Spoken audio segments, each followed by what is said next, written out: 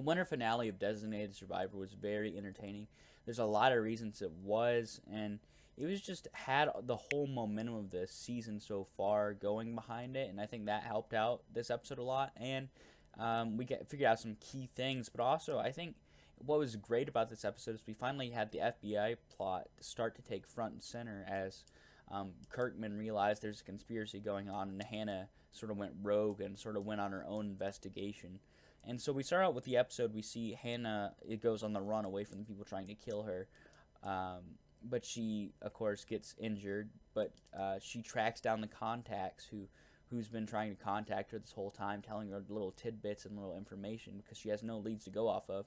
And it turns out it was somebody who had survived the Capitol bombing who allegedly had died. So that was an interesting point. But from that, she also figures out that Kirkman is going to be assassinated right after McLeish's inauguration.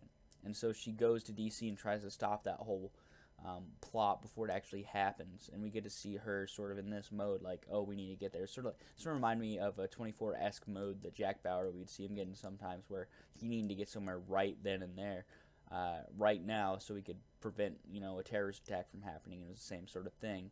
We also got to see Kirkman figure out more about just what was going on behind his back as far as the plot and little tidbits being revealed. But really the big reveal this episode was McLeish's wife was in on the whole entire thing. She's part of this cabal trying to take over the government.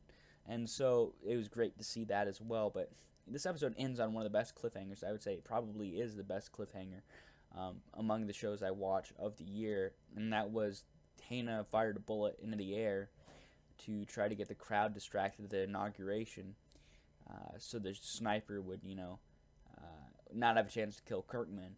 But after the sniper fired his bullet, the screen blacks out. And so we have this very crazy cliffhanger where we don't know who's dead. And I think the show's creators did a very good job on the cliffhanger. And it was actually a well-executed cliffhanger, unlike a lot of the cliffhangers we've seen this year. So, The Oath was definitely a momentous episode of Designated Survivor. It was very entertaining.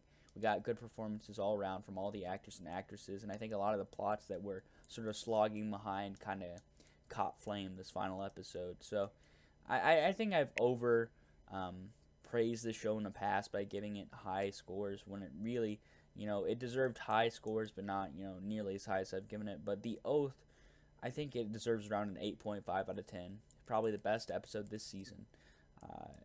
It had a few flaws for sure, like any show, but I feel like this was Designated Survivor at its best, so I'd have to give it an 8.5 out of 10. I hope you've enjoyed my review for The Oath. Remember to comment below what you thought of this episode, and remember to like and subscribe for more.